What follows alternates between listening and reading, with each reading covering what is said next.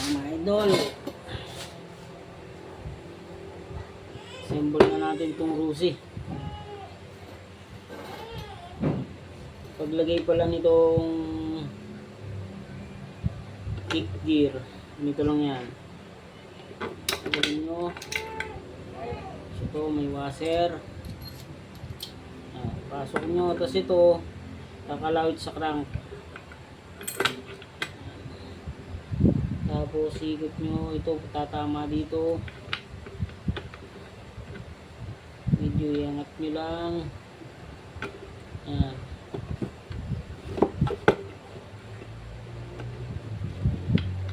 Ito naman sasabit dito yung pinaka-stopper ng kick ng gear.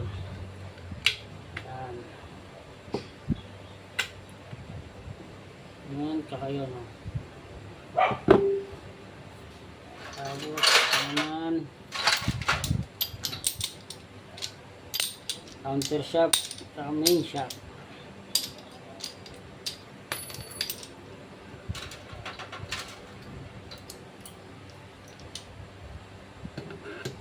Sabayin nyo lang, pasok. Tapos itong shifting drum,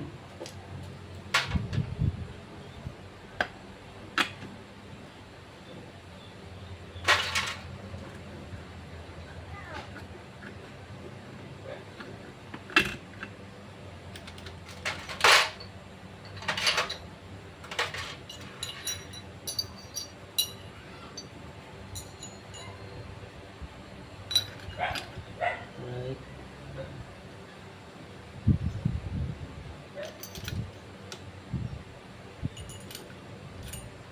Ito naman may left na nakalagay, center, yung mga shifting part.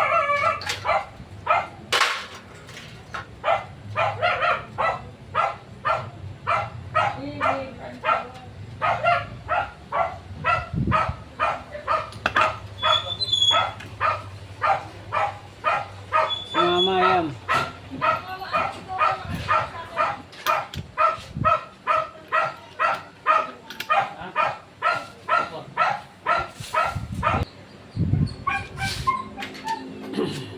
Lagyan nyo ng langis, konti lang.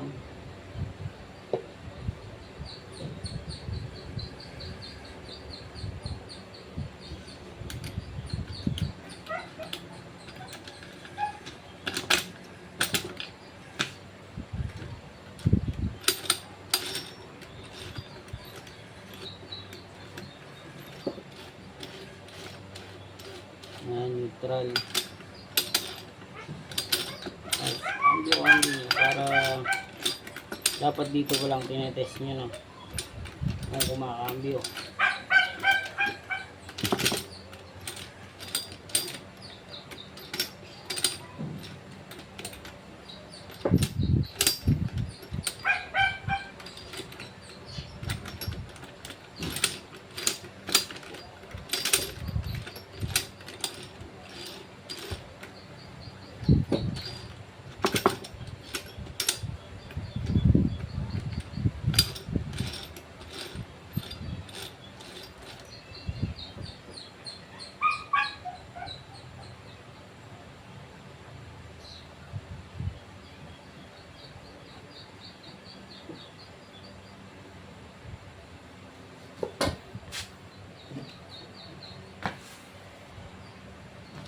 Ito bagong palit ng connecting rod.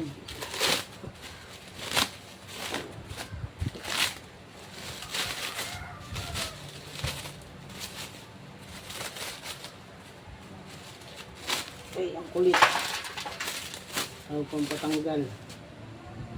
Yan. So ganito pag walang kalog yung connecting rod. Pakinggan nyo, wala kayong maririnig na kahit konting lagutok. Hindi katulad nung bago natin siya pinalitan, eh sobrang lakas. Lagyan nyo rin ang langis, kabilaan, hindi na rin to, salpak nyo na.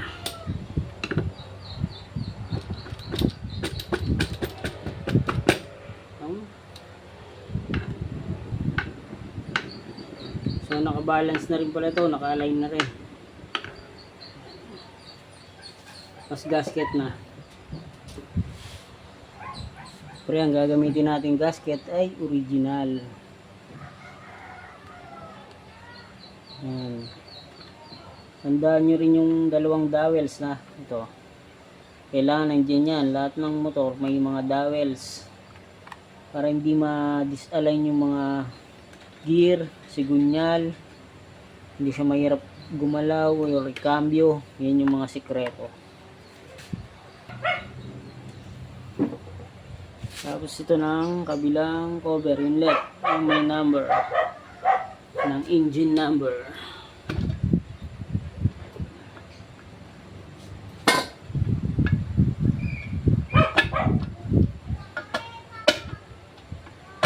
Lalay nyo lang, papasok ng kanya yan. Ano lang kabilis magbuo ng center.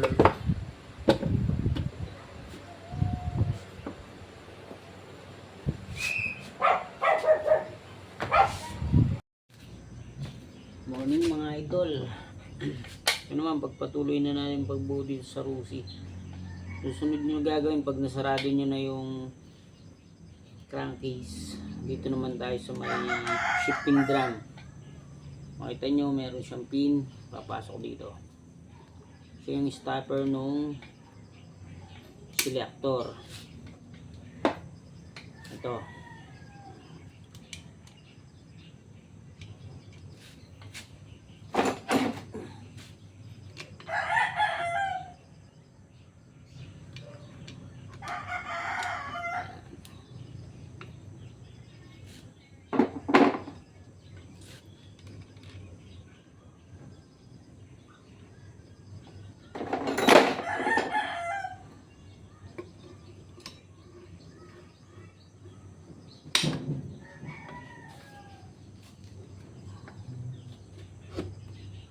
Kita nyo lang patinan itong stopper na to.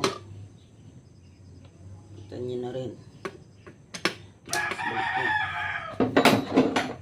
Sunod natin yung pedal shafting ng cambio. So may washer, may circlip lock, may washer ulit, tapos spring. Pasok nyo lang ganyan.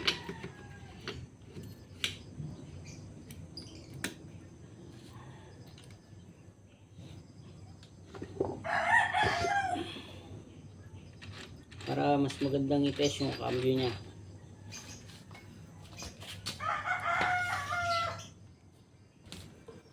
So, para mag-check niya yung cambio, lagyan yung vice grip, primera, segunda,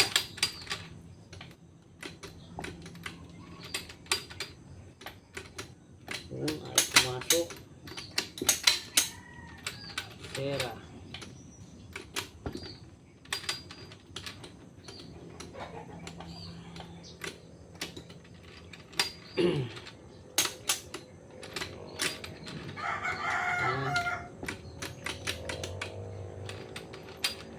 tulad yan, parang mahirap siya pero goods naman.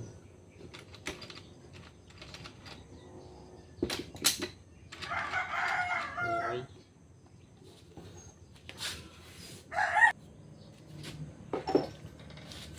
Yun ang kabit na natin itong cam, timing gear ng cam nya. At nyo lang, makikita nyo tong tuldok na to. Yan yung timing mark nya. May kapares siya doon sa timing gear. Pagtatapatin nyo lang. Yan. Tapos pagkatapat na, lagay nyo na tong pin. Yung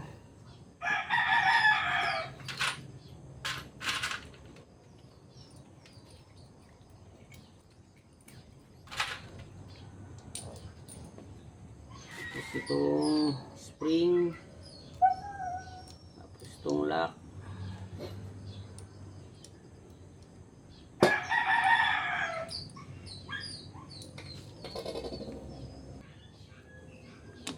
Ikit nyo pala to. Yan sa baba kasi rusi siya. So diyan siya. 6mm na bolt. Ito yung lock ng kanyang pin.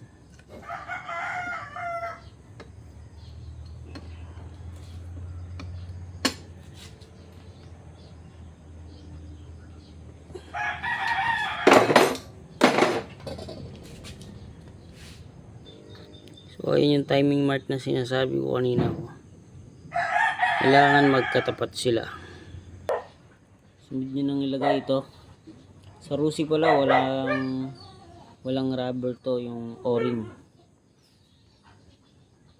Pero ito lagyan na natin.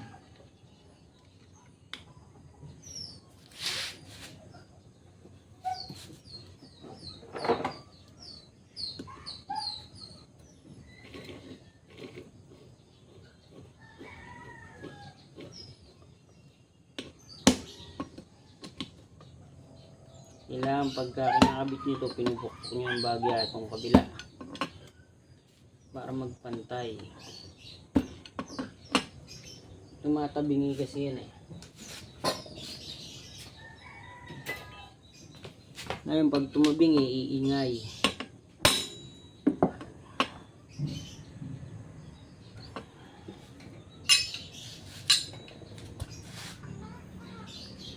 Tayo na natin siya ng konti. Lagay na natin yung block. So ito bagong reborden. Nakita nyo may pangalan ko pa. Para hindi nila mapagpalit yung mga nakapila sa reboran. Naman tayo sa piston ring. Sa piston. So ito expander nya dito.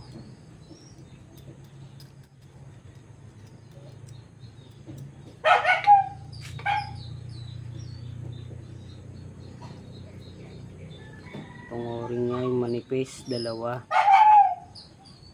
Ito sa ibaba ng expander.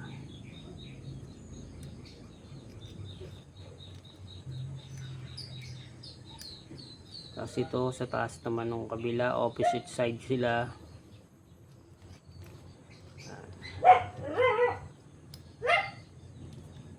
Tapos itong halos sa may piston ring, yung itim yung pang 7 ring. Yan. So basta huwag nyo lang silang pagtapat-tapatin yung mga gap.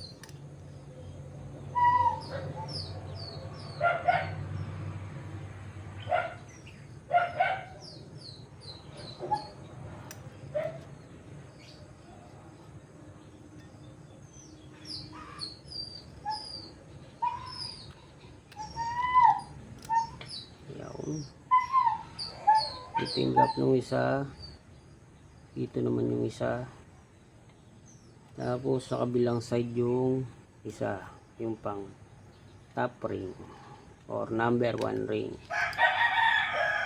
Yan. Ganun siya.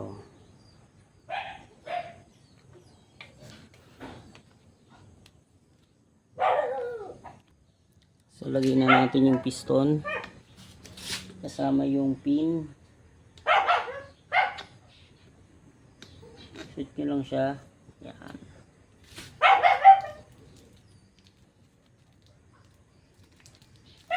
Tapos lock. Maglagay kayo ng basahan para kung sakaling mabitawan nyo yung lock, hindi pumasok sa loob ng makina. Ito lang gawin nyo. Kuha kayong long nose. Tapos ipasok nyo lang na ganyan. Okay na. Susunod, gasket. Ito original din.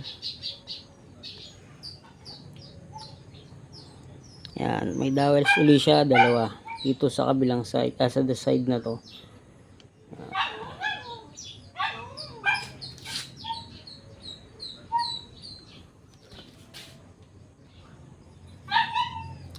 So itong block nya, hugasan muna natin.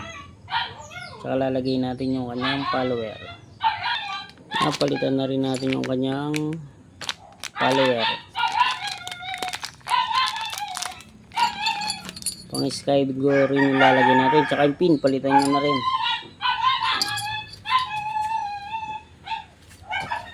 Ito na pala yung black kanina. Natanggal na natin yung mga brownish ng kulay.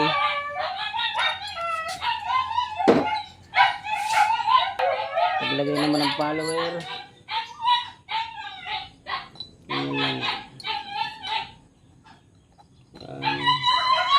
Tapos meron pa palang washer ko sa loob. Kunin muna natin.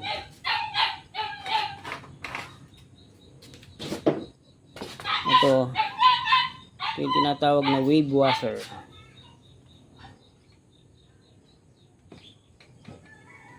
Ito yan sa kabilang side. Tapos ito na, lagay nyo to. Huwag nyo ngayon mahulog. Siya yung washer na yun, siya yung nahuhulog pag ginunot to. Kaya pagka dinudukot to, kailangan ganyan lang nakalabas. Lagyan nyo ng langis sa ikot para bago pumasok ay madulas na. Sispilan nyo lang, pasok na, yan na yung ating follower. So lagyan nyo na rin ng langis dito para bago umandar ay may langis na siya.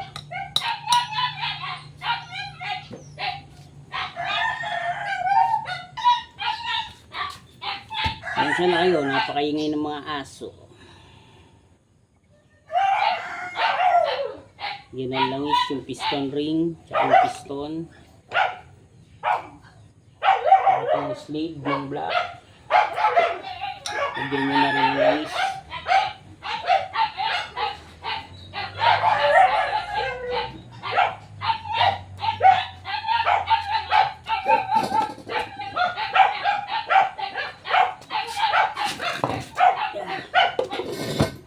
Pasok nyo na itong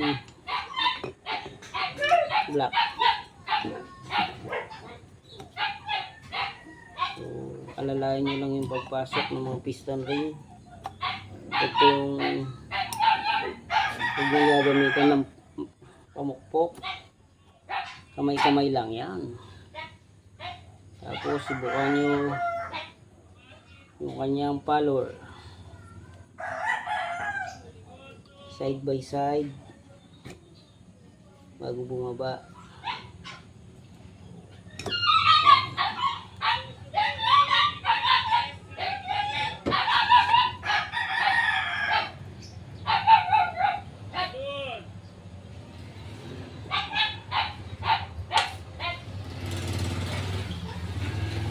Excess na langis, tanggalin nyo na.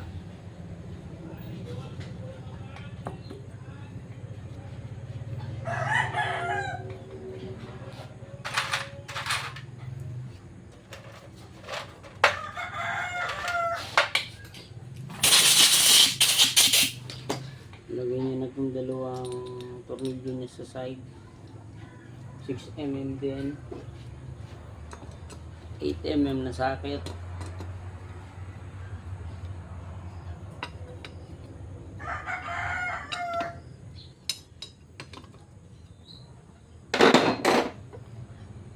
So napakalayo nung kanyang piston.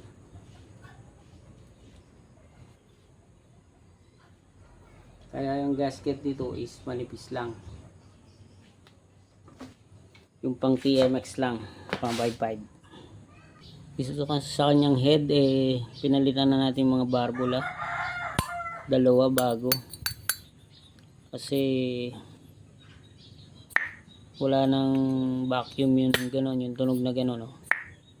Dapat yung goods na valve guide tumutunog, tas walang kalog. Yan, walang kalog. Gano'n. Ito rin, walang kalog. Pero medyo mahina to pero pwede pa.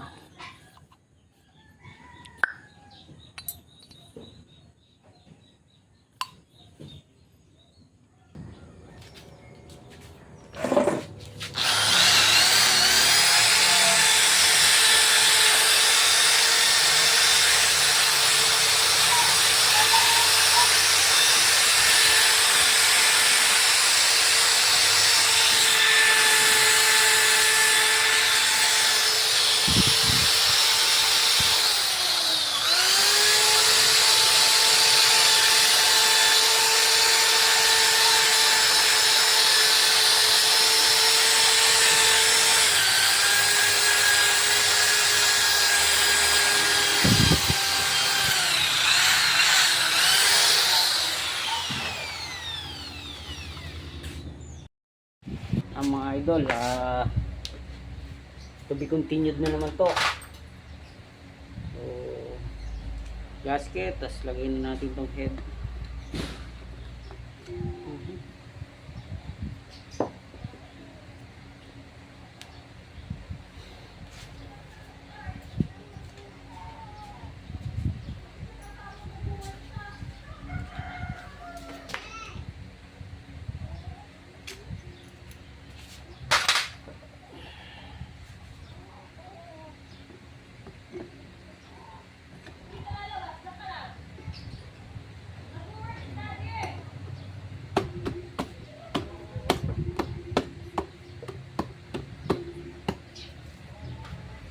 Ito sa may tornilyo ng follower,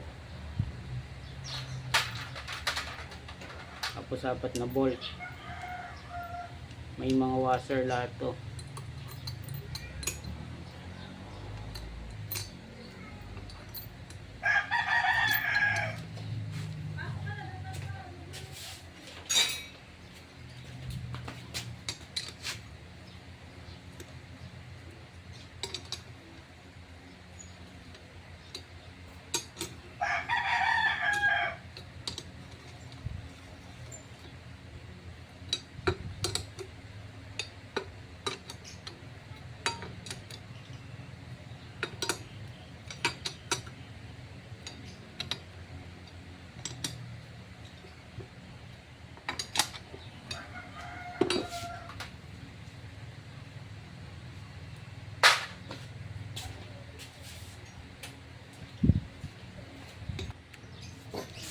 Gamitan nyo na naman ng torque wrench.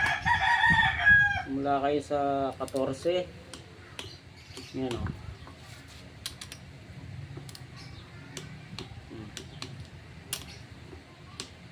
May click sounds to pagka nandun ka na sa sinet mo na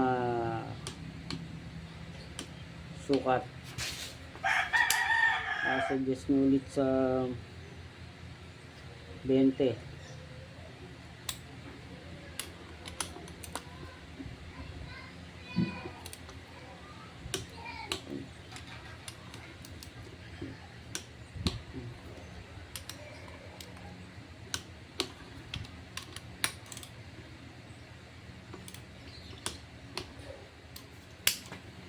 As 26.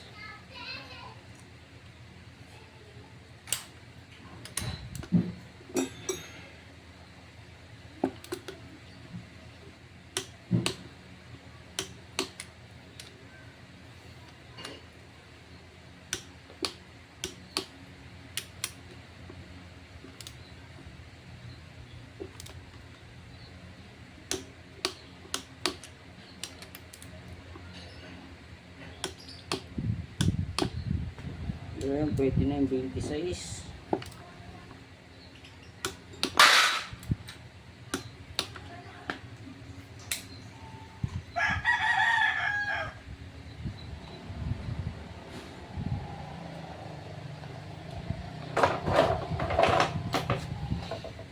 Susunod nyo na yung kanyang push rod.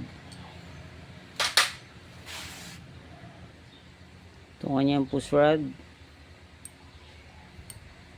Tingnan nyo yung kanyang follower. Dapat maswak siya doon. Tingnan yung kanyang exhaust. Tapos susunod nyo unang rocker arm.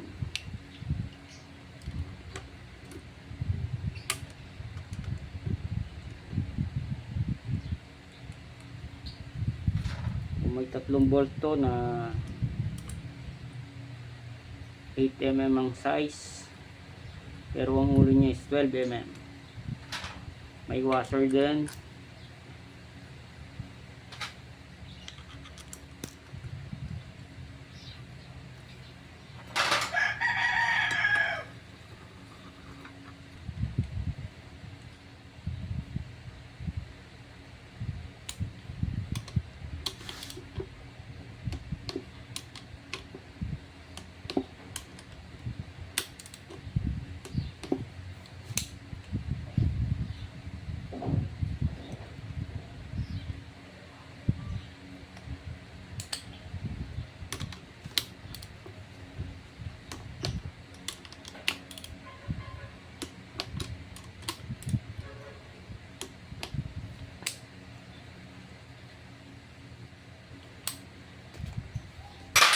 So sa pag-tune up naman, ang standard nitong mga ganitong diffuse rod is 0.08. So dahil bago naman yung mga pyesa niya, pwede natin siyang ilagay sa standard.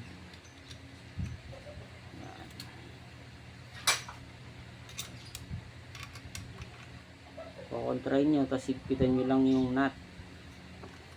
Yan. Tapos kailangan merong tension.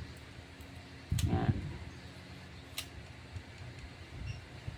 Pag ina-attack nyo yung pillar gauge, hindi katulad nito, wala. So higpitan nyo ulit yung tappet, screw. Hanapin yung tension nya, nasakto yung 8 nm.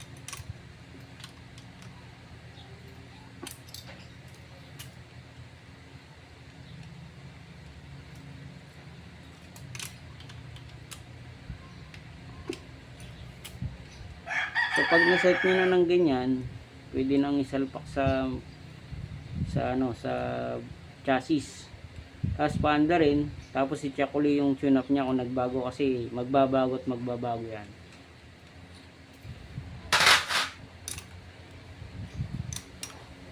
Kasi nga bago yung mga pyesa, bagong kalas.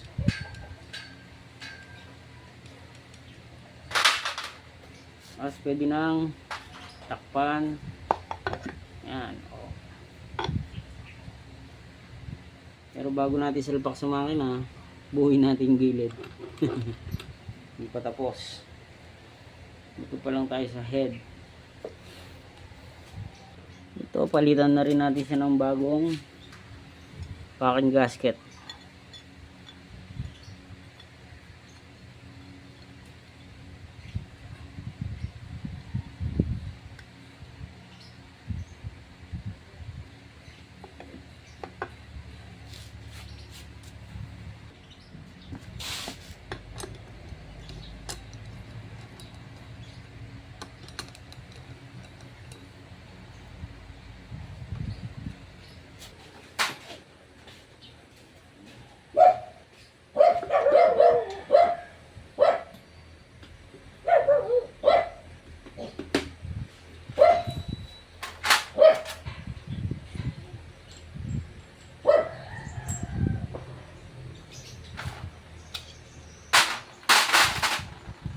Nga pala, pinalitan na rin natin. Palitan natin. Saka to. Yan, ito siyang bagong touch line.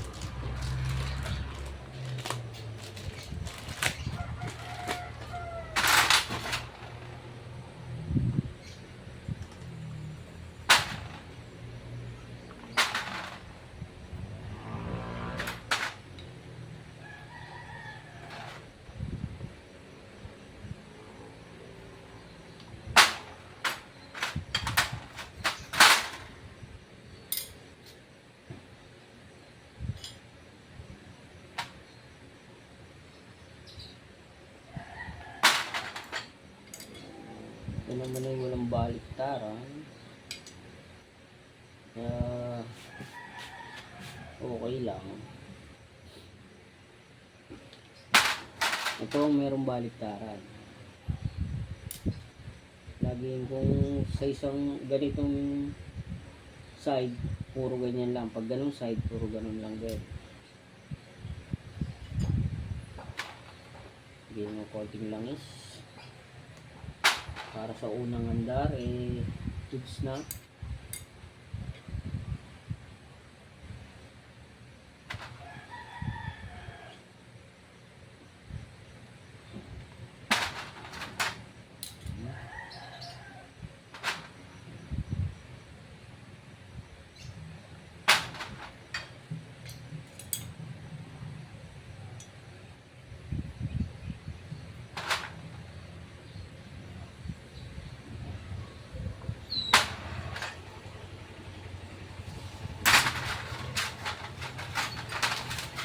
Sino yung kanay?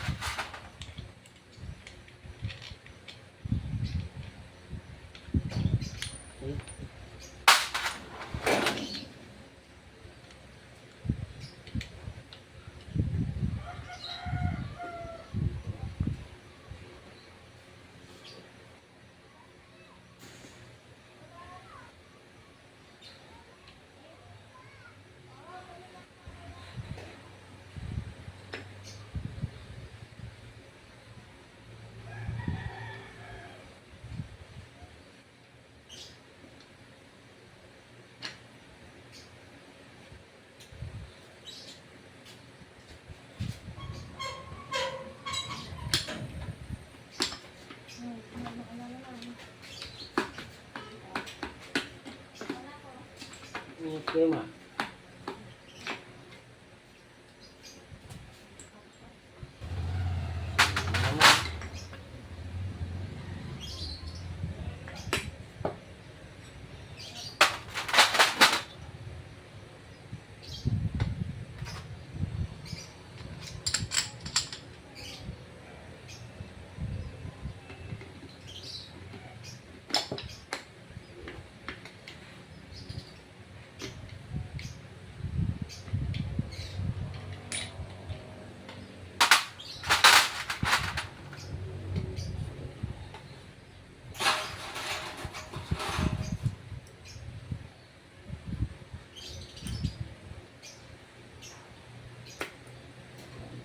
Okay, plier.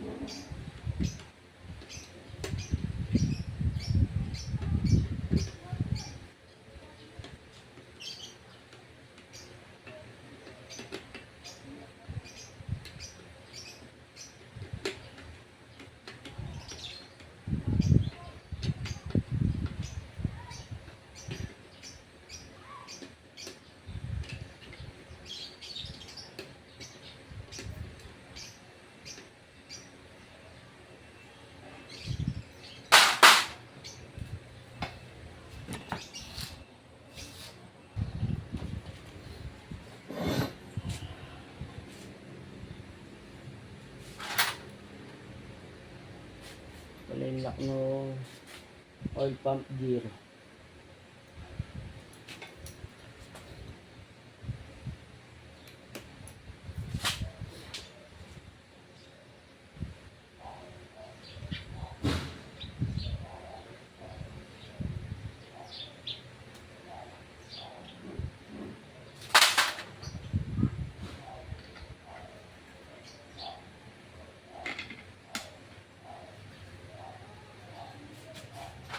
Ito na.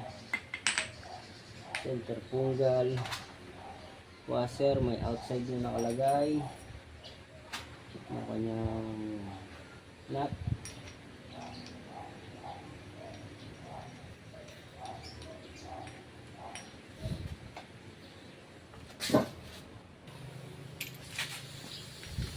Natin.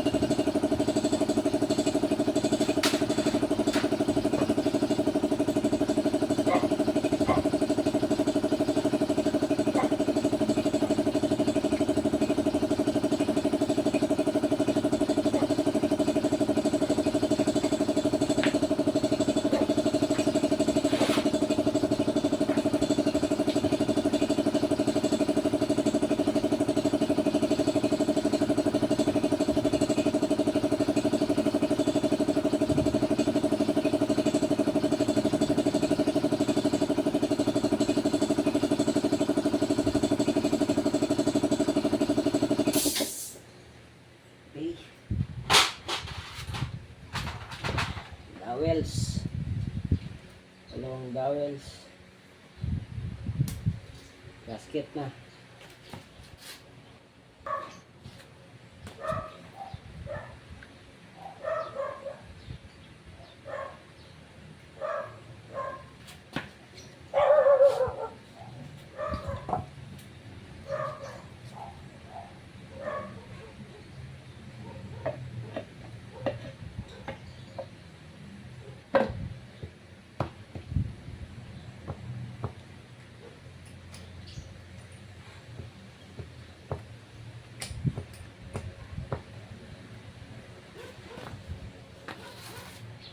So mga idol, papalitan na rin natin siya ng oil seal dito sa crankshaft. Lalagyan muna natin ng langis.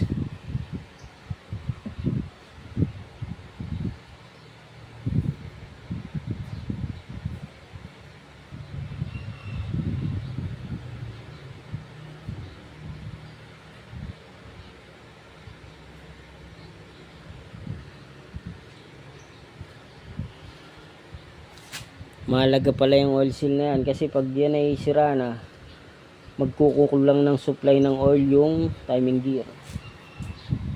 Kaya kailangan goods lagi to, bago o hindi lumalabas.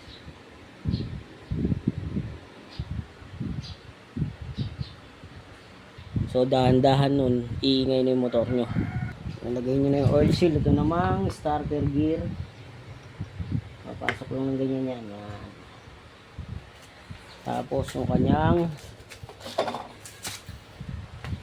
magneto. So yung Bendix di na natin lalagay, wala na eh. Mukhang hindi na rin gumagana yung starter nito kasi luma na.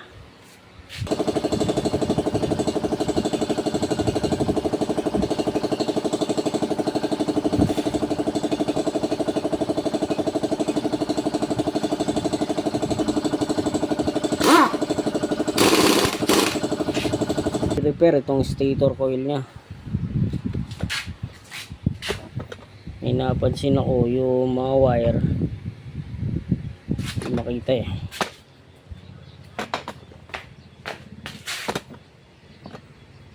Yan o, yung mga wire nya eh na-repair na dati, kaso hindi pumasok dun sa kanyang rubber, so kaya may tagas dito. Papalitan ko muna tong wire ng stator nya para wala nang tumatagas.